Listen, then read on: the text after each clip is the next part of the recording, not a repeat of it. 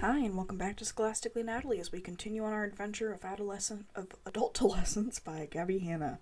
If you don't know and you haven't experienced my channel before, we're on part 3, so stick around if you'd like to know about the 62 pages that I reviewed this time. If you enjoy this video, feel free to leave a like, perhaps even a comment, telling me what you think I should work on, or even telling me that I did good. Let me know if you agreed with my classifications for some of the poetry, and let me know if you disagreed. If you haven't subscribed and you enjoyed my content, and you are interested in talking about reading, writing, and occasionally video games and D&D, hit that subscribe button, friends. So, as is the routine by now, we are on part 3 out of 4 of Adultolescence, so we're getting there, friends. So this is a 248-page book that I divided into 4 parts of 62 pages, which is a little bit questionable considering that sometimes the poems go on for 2 pages at the end, and I'm like, it still counts. Every single poem got sorted into either bad, meh, I have some edits, I liked it, or it had a questionable topic, or it was just questionable in some sort of way and I was confused by it. As an extra bonus, I have the category of memorable writing, because sometimes there's really good nuggets of writing in some really bad poems. I did not include my suggested edits because that would take far too long. I had a lot of suggested edits, but when I talk about them, I will tell you which poems I suggested editing in order to make me like them. So, let's just get into it, guys. You know what we're doing.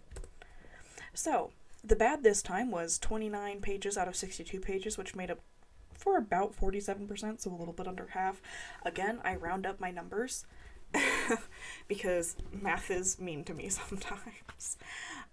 In this case, we have the same, probably very similar categories to last time. We have tweets. They literally just sound like you could put them on Twitter, or at least the main theme of them is something that belongs on Twitter. Ugh, which is just, I literally read it and I was like, oh my god, why?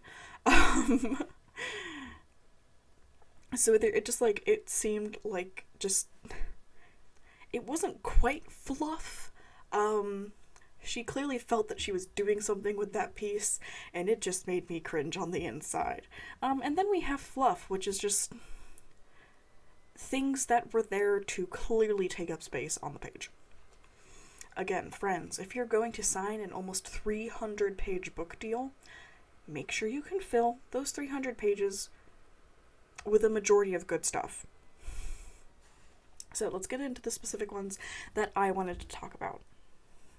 Again, if you haven't seen any other videos about Gabbie Hanna's Adultolescence, which I'm sure you have because I don't know why mine would be the first one you find. There's some really specific poems that I'm sure everybody has heard, like Relative and Link and IDK, because they are all just like so terrible. That most channels who made videos on it use them as examples. Personally, I'm investigating to see if there were, poems that were bad but weren't quite as snappy and as easy to see why they just probably don't count as poetry. So this is me coming from a English education major standpoint as to why these poems aren't that great. So first we have punishment, which is, if you plan on giving someone the silent treatment, make sure they give a fuck about what you have to say. This is on page 130, by the way.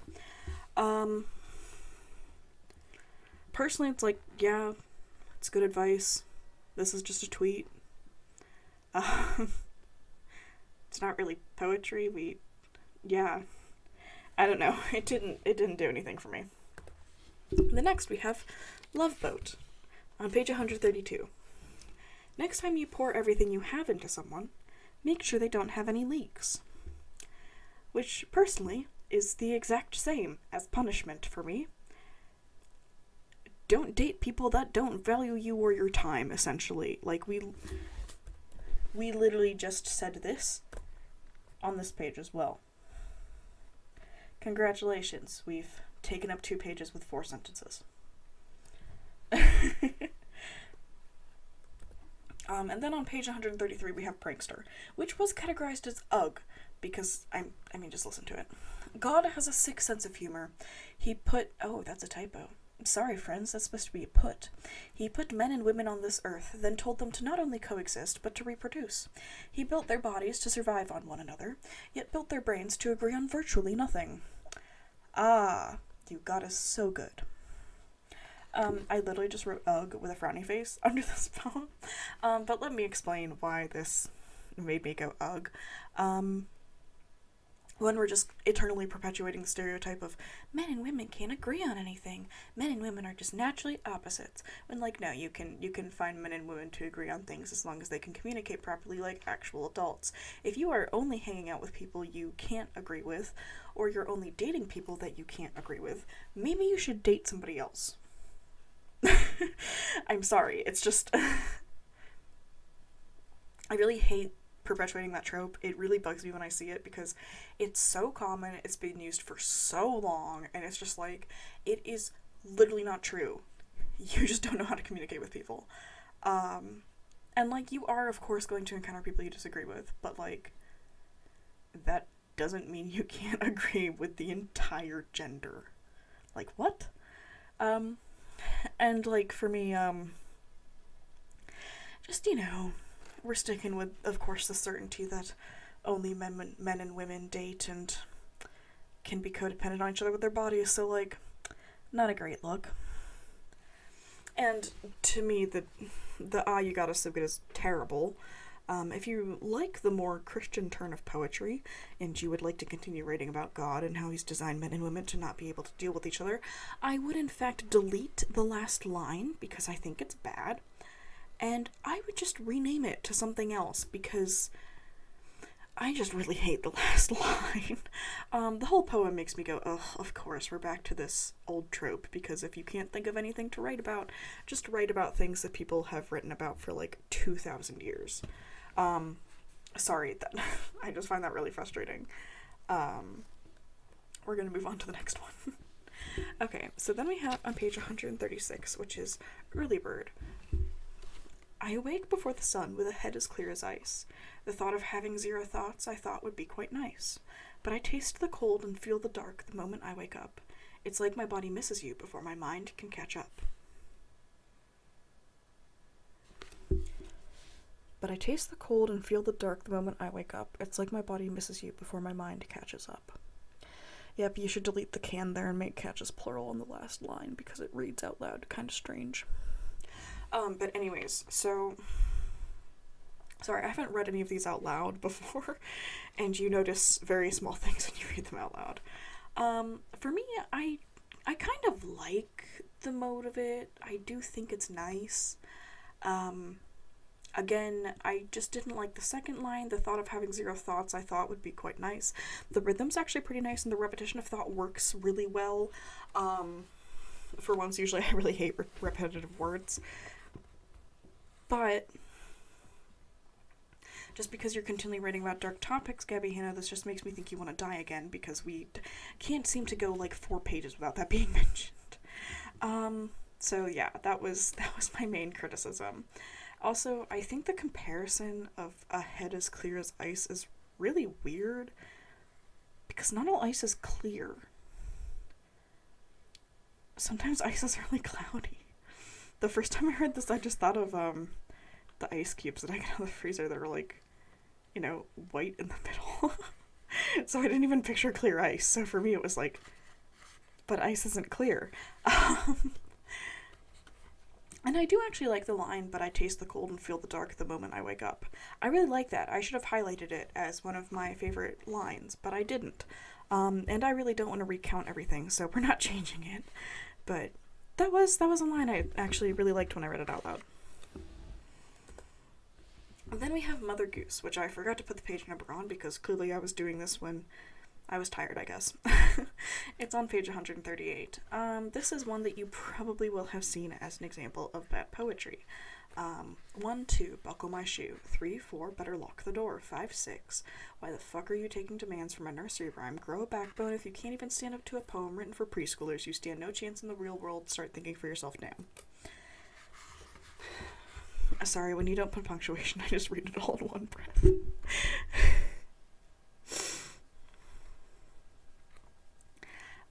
One, you could improve this when you add some punctuation.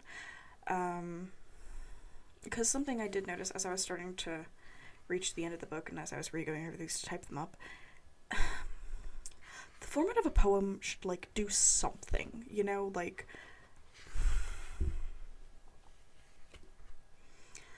so basically, for this one, it doesn't go all the way from one side of the page to the other, of course. And for most poetry, when you hop to the next line, you're doing it for emphasis. You're doing it for some reason. And sometimes you can't tell why in, like, older poems. And I've heard conflicting ways to read poetry based on the format. Some professors think you should pause. My one professor was like, no, you just read it like normal. And I was like, okay, that doesn't seem right, but sure. And so for me, as I, like, continued, like, reading this book, and, you know, our poetry got weirder and smaller and strange, honestly, I just felt like sometimes the weird format was to make the poetry look longer. Because sometimes I couldn't see rhyme or reason as to why we only had one line, like one word that was, like, dropped to the next line and indented, because it's not a significant word in the sense of the poem. And I have better examples for it than this poem, but it really made me think of it. I marked this one as a tweet because it sounds like the second half could just be tweeted.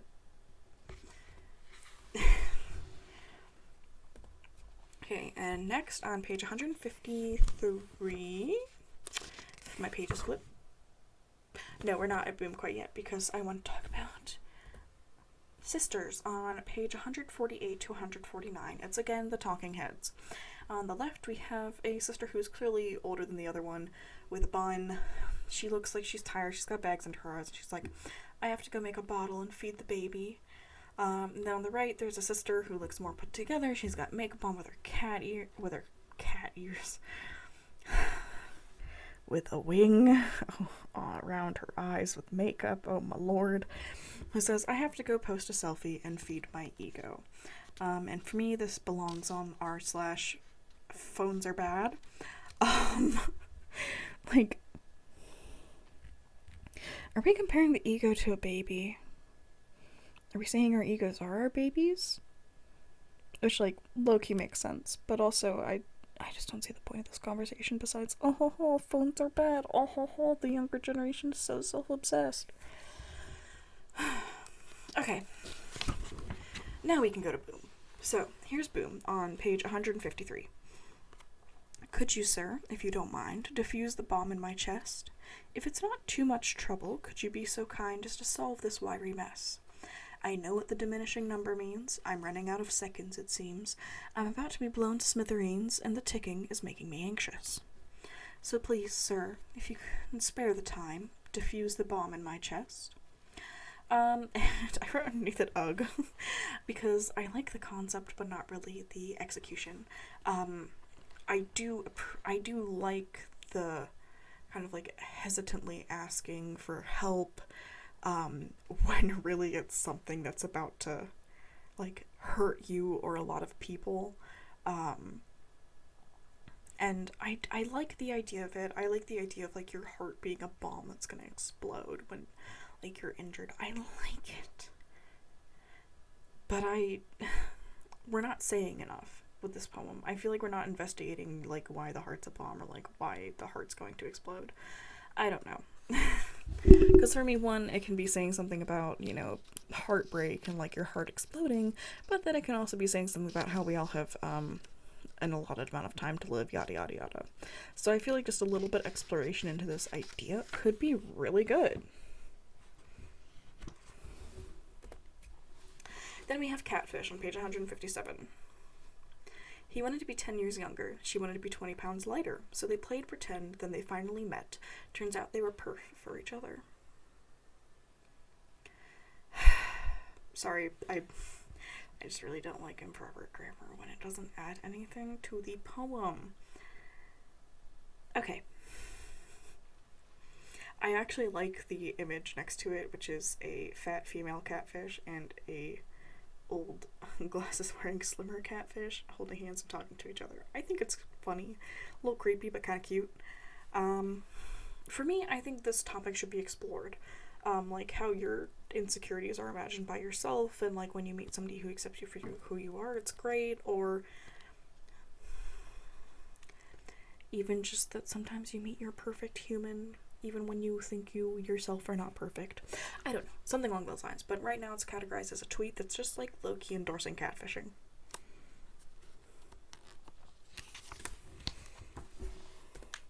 Okay, and then we're moving on to nail polish on page 170.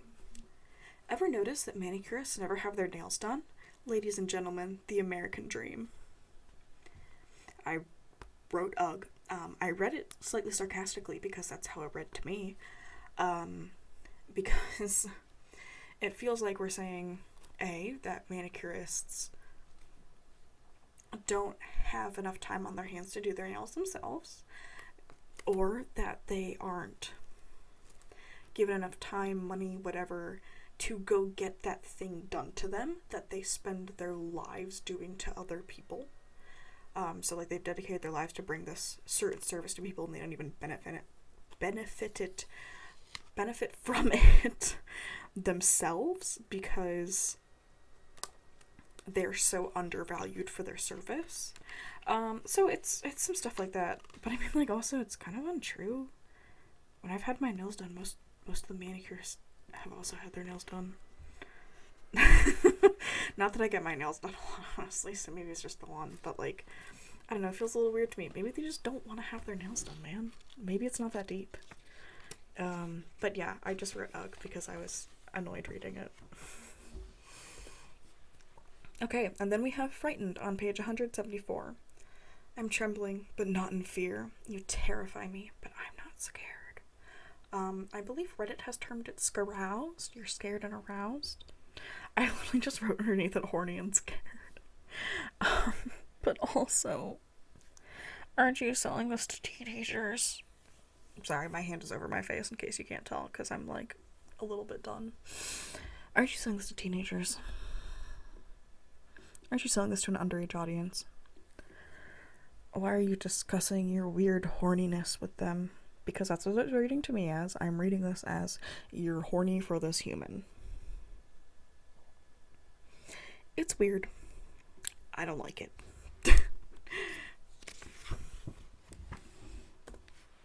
Okay, then we got advice 17 on page 178.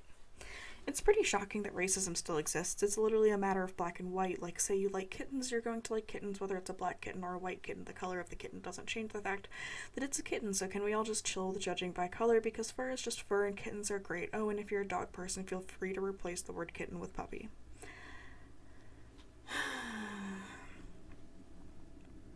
It's not that simple.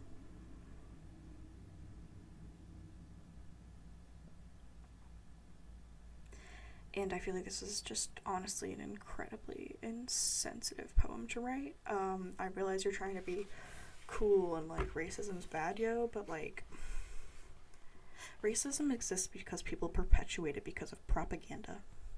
And I don't think it's okay to kind of be like, kind of like erase that experience, and to just be like, people just literally don't like the color black. No, it's because, I mean, it's not even only black people who are affected by racism, like Latinos are affected by racism.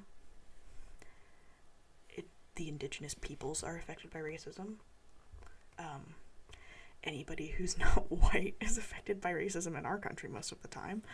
And I mean, people everywhere are affected by racism. In other countries who have a different majority population, sometimes it is the white people who are being affected by racism. But specifically in our country, I don't think it's okay to erase, the years of suffering that we have, well, not personally, but like that we as a country have imposed upon other people as like, those silly people in the past just didn't like the color black. Or even to say that now, like, It's not that simple for people who are racist now. They don't like other races because of propaganda, because of passed down prejudices, because of what they've been taught, because of what they've been told. Like, it's not that simple, and I think simplifying it does more harm than good in this case.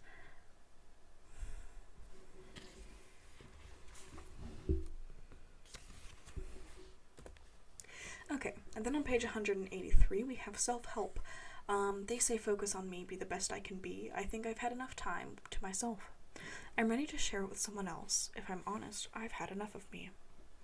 One thing that I forgot to bring up, please put page numbers on all of your pages. If you're gonna have page numbers, put it on all your pages, man. I really hate not having page numbers consistently. But then also I wrote around this clearly have not had enough of you, because you spend the next however many pages until we get to page 248 continuing to talk about yourself indirectly and directly. And also that introspection is good.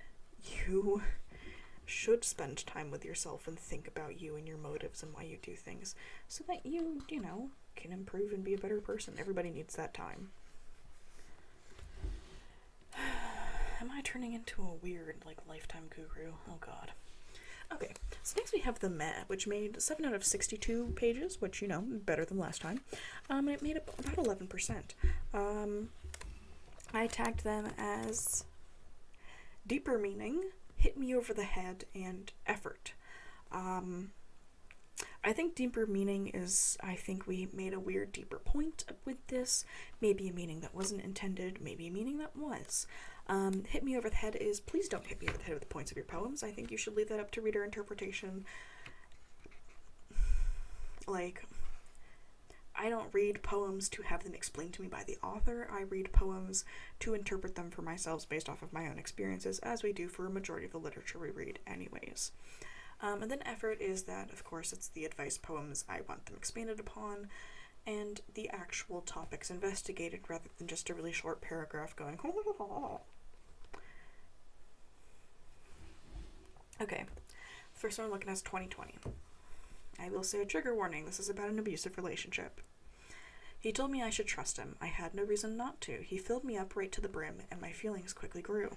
He said he'd never hurt me, and to this day he had not. He said he'd never hurt me, but it seemed he soon forgot. I turned the other cheek when he would talk to other girls. They were a vacation, but to him I was the world. He promised me he'd protect me, then he struck me limb to limb. Guess I never knew he meant I needed protection from him. He pleaded for forgiveness as I fell down to the ground. He said he had a sickness and he needed me around. Again he had to grovel when my face hit the cement. I crumbled like the gravel when he offered his lament. He said I was his future, and so I took his word. He said I was his future, then the rest was all a blur. They told me to leave sooner. I couldn't do that, never. Blood and bruises disappear, but true love is forever. He said he'd never leave me. On his mother's grave he swore, so I guess it kind of shook me when he walked right out the door. They told me to get away. There was no reason I could find. I guess I learned the hard way. Lesson being, love is blinding pain.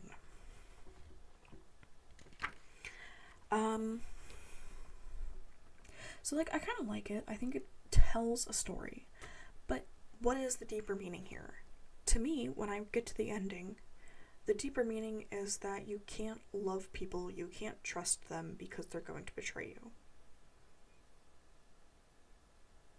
What? I don't know, I feel like it's not a great deeper meaning. I think that we could all use maybe some serious talks about abusive or toxic relationships where we, maybe get told that we deserve better, we shouldn't stay with people who actively hurt us. Maybe something a little bit more positive than, yes, love sucks and it only means you're gonna get hurt. Again, deeper meaning is sus. Okay, so the next we're going to hero. Like lots of elderly people, my great-grandma was hard of hearing. Like lots of hard-hearing people, my great-grandma wore a hearing aid. My family is loud and we are annoying and there are a lot of us.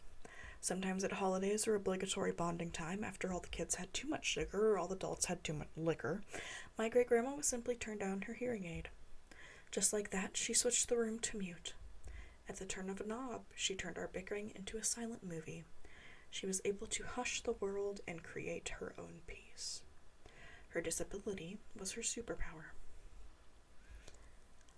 Again, I actually like the meaning of this. I think it's good. I hate that you're smacking me over the head with your point. I can figure out that the fact that she's hard of hearing is her superpower because this is literally all your poem is about. Your poem is about how being separately abled or being differently abled gives you different advantages and or disadvantages, and that being hard of hearing means that sometimes you can use that to your advantage. Not often, because our world kind of sucks for people who are hard of hearing, but you are still able to use it to your advantage. So if you just didn't have that last line, I'd be a lot happier. And this is one of my examples for why is the second line of like every other line indented and dropped down a line. These could just be sentences on top of each other. You don't have to have weird formats in poems. You can just have sentences. That's okay. I don't know. So for me it was weird because I like the poem, but the format doesn't really add anything except make it look interesting, and I hate the last line because I really hate being told what to think of things. I'm a little bit petty like that. Okay, lastly we have aliens on pages 186 to 187. People are always looking for evidence that aliens exist, but the proof is right in front of us. You know that gymnast that holds that other gymnast above her head with one hand while doing a triple pirouette? Well, that other gymnast touches her foot to the back of her head, then dismounts by spiraling upwards 40 times? Alien. You know that 8-year-old singer that auditions on some competition show and causes the hair of every single man, woman, and child in the audience and everyone viewing at home from the comfort of their couches just to stand straight up on the back of their necks? Alien. You know that regular-looking guy that shoots a basketball backwards across the entire court blindfolded, and in one effortless try you hear perfect, untainted swish? Alien. You know that person who created that robot girlfriend that moves its face all human-like and learns your interests and has conversations with you about cars or cooking or hentai or whatever it is you like to do in your alone time? Alien. They're here. They're awesome. They're winning championships and making collabs and starring in viral videos. Just let the aliens live already.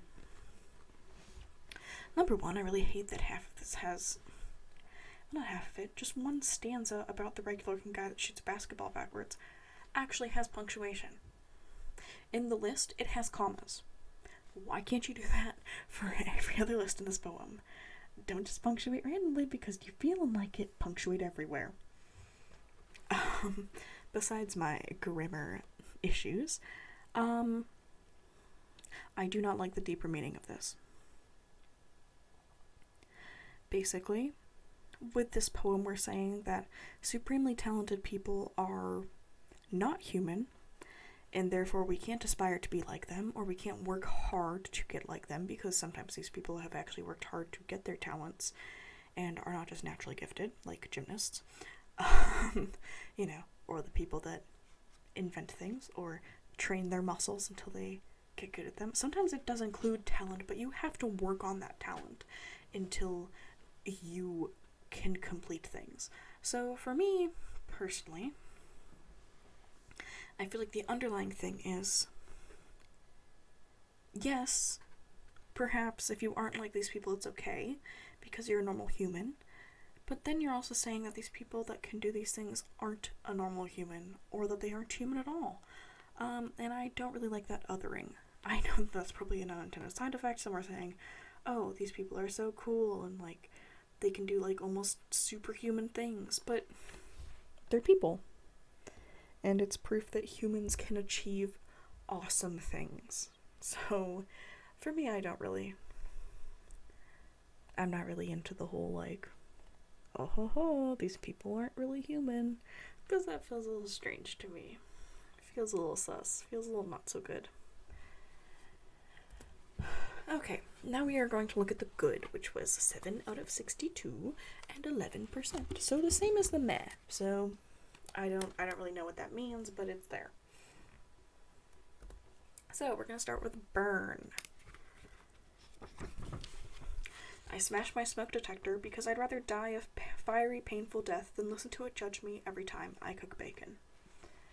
For some reason, I really like this. I feel like it could honestly be classified as a tweet, but I really feel like this can be relatable and good poetry, because I feel like we're also saying something about not letting things judge us, blah blah blah blah blah, but it strikes a chord. It's not trying to reach for a deeper meaning right now. It's just, I don't know, I just liked it. For some reason, burning bacon spoke to me today. Well, not today, but it continues to speak to me, so I don't really know what that says about me. Then we have safe on page 158. Be careful, they warn. Be cautious, they say. If you keep living like this, you'll die one day. I know Gabbie is obsessed with death, and I know I've been complaining about it, but this is actually a good poem, because it's actually funny. Sorry, was that too mean? But this is also another good, relatable piece of poetry, much like Burn. Because it takes into account the irony of the inevitability of death. Like, people that do those sorts of warnings, it's like, yeah, we're all gonna die one day, duh. And we didn't have to get that explained to us. We just let it sit, we let it breathe, we let all of us come to our conclusion and chuckle. And I think that's probably why I liked it. Gabbie Hanna knew when to end this poem and let it live its best life. So to be honest, I liked it. It was funny. It made me laugh when I read it. On the other hand, I have no clue what the drawing is. It's just a bunch of hands up in the air with different things on their wrists and like different length nails and stuff. I don't know what that has to do with this poem.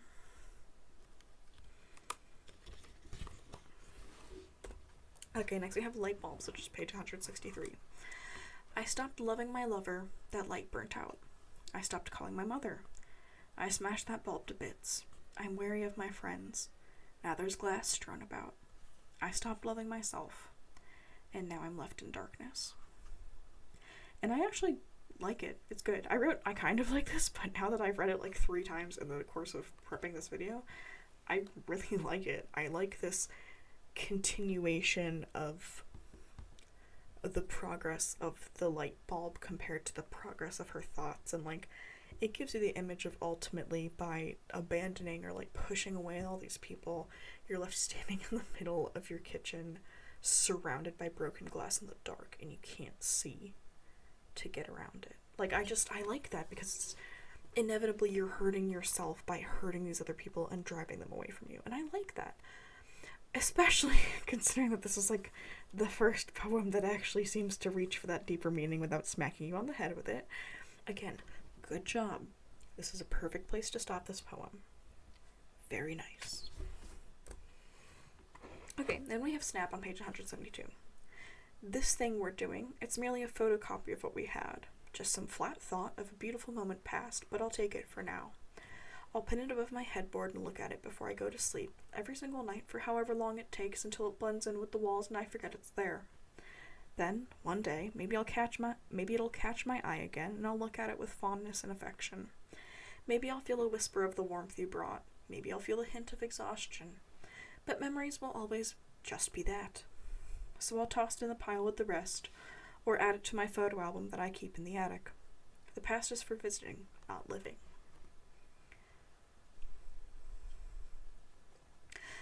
I do like it. I think the message is good. And I think looking at this now, because like the ending doesn't sit well with me, I think I would delete the last 3 lines so that it just ends with, but memories will always just be that. Because I think it ends on like a slightly more somber note, but you also get that like resonant feeling of, yeah, it's a memory. It's not here forever. Makes sense? And this wasn't included because it was actually one of those talking head things that I liked. It's on page 176 to 177. It's called Change. Personally, I don't think this is poetry, but I liked the message of this. There's a guy on the left that says, lately I just don't feel like myself. And on the right, a girl says, are you sure that's a bad thing? I really like that. I like that message. I think the way it's expressed is really smart. I don't really think it's poetry, but I don't know how else you could express this. Honestly, good job. Nice.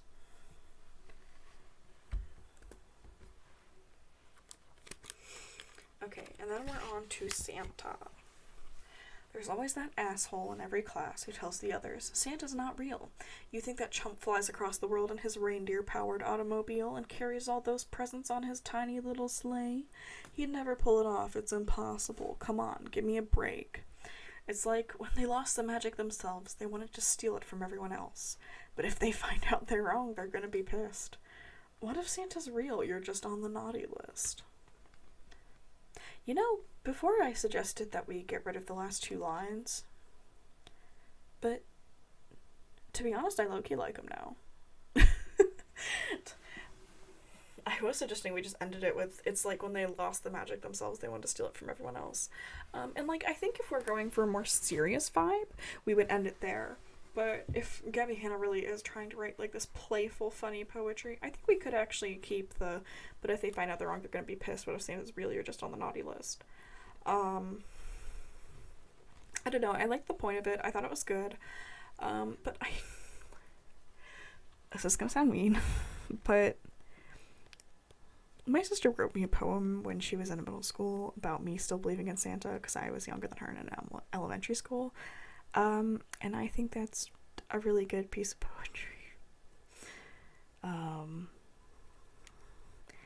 I think it said a lot more than I've gotten from most of Gabbie Hanna's poetry. And I don't really know what that says.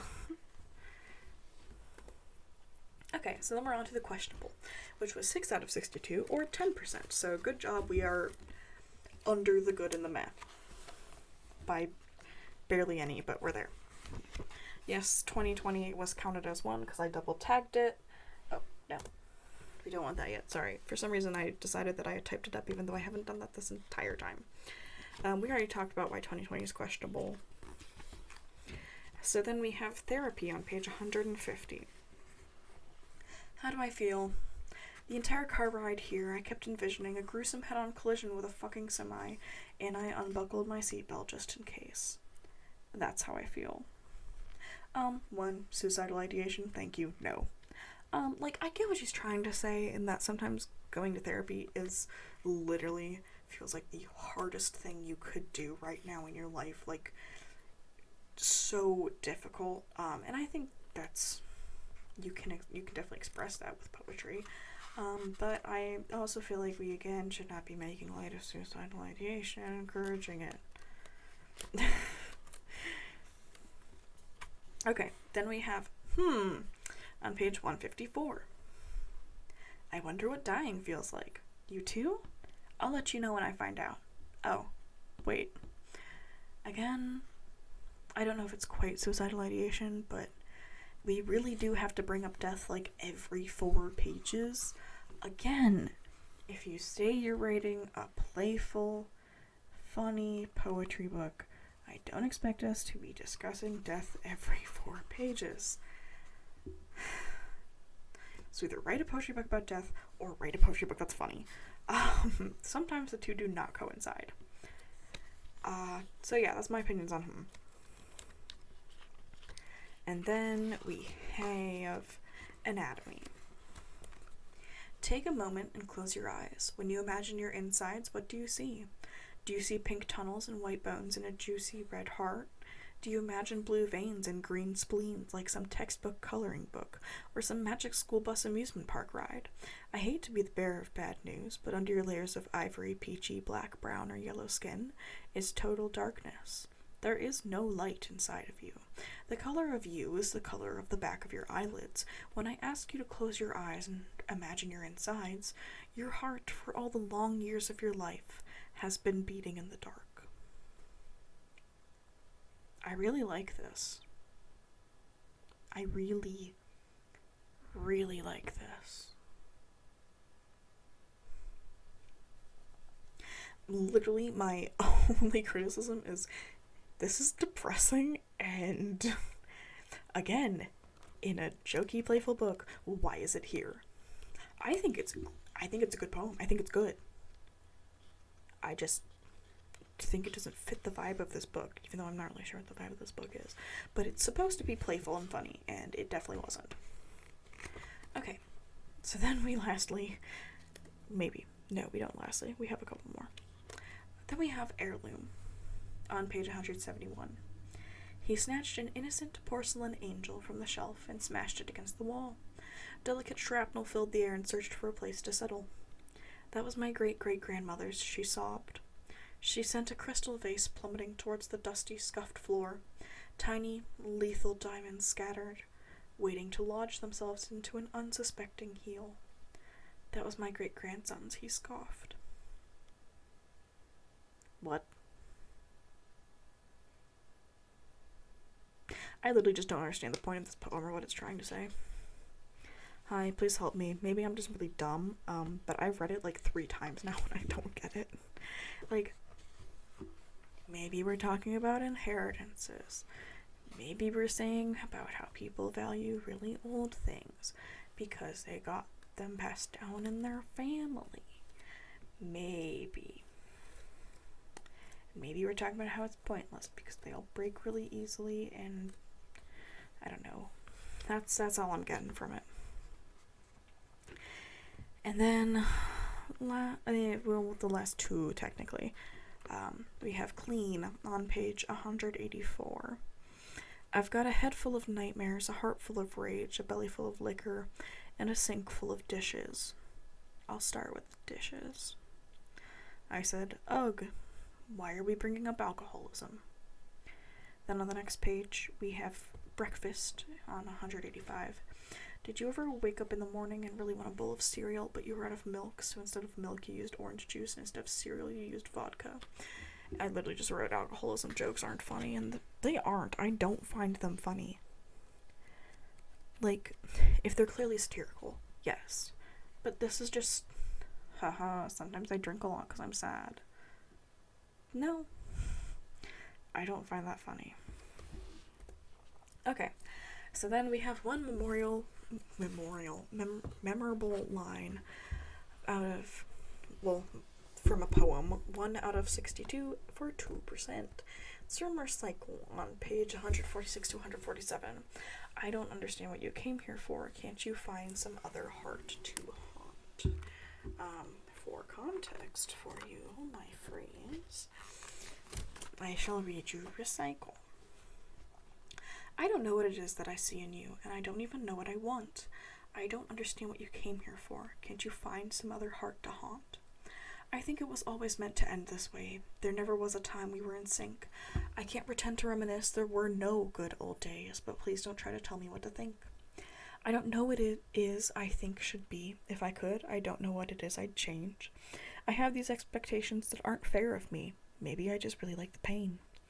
I don't know why it is that I can't talk to you. I've always worn my feelings on my shirt. It doesn't make much sense that we would want this still, but I think secretly, deep down, we like to hurt. The game was always how can I manipulate this lust to make it seem like something real. I know you think that everything we had was fake, but I won't try to tell you how to feel. I can't begin to say what you mean to me. I can't even begin to tell you why. As much as I would never like to see you again, please don't make this poem our last goodbye. And I understand it. It's the conflicting feelings of, like, ex-lovers / on and off again relationships, but also it's full of contradictions, and it feels, like, unironic and waffly. Like, I get that we're supposed to be expressing a lot of emotion, and, like, at some point I can low-key dig it, but I just really hate how contradictory it is. And I get that that's probably the vibe it's supposed to have, but it really rubs me the wrong way. But yeah, I really like that line. I don't understand what you came here for. Can't you find some other heart to haunt? It really stuck with me the entire time I was reading this section. It's good. It's really nice.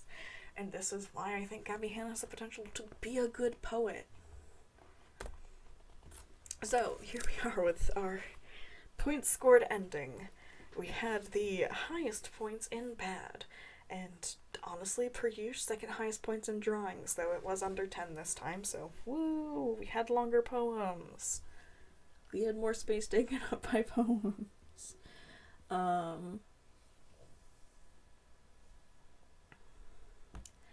don't know, guys. I'm probably gonna say this every single time we get to the end of this. I think Gabbie Hanna can be a good poet if she just took some poetry classes. Or, didn't have to fill some sort of, contract and, ensure that she has a certain amount of pages with a certain amount of stuff. I think she could do well. But I also think that she doesn't trust her readers to interpret things, and she wants things to be perceived a certain way. So I feel like for her poems, she won't just trust in the readers to come up with what its meaning is. But that's kind of the point of poetry. You're supposed to sit there and go, oh, this is about this. Oh, this represents this. And you kind of just have to let your readers go with it because they're getting something out of that experience. And personally for me, I feel a little bit cheated when somebody wants to tell me what their poems mean or what their published edited poems are supposed to be meaning, what the ultimate conclusion we should draw from them is. I don't like that. I don't need you to bonk me on the head with your meaning or what you want me to get, because I should be getting that from your poem. So for me, I don't want you to describe it to me. I don't want you to tell me how to interpret it.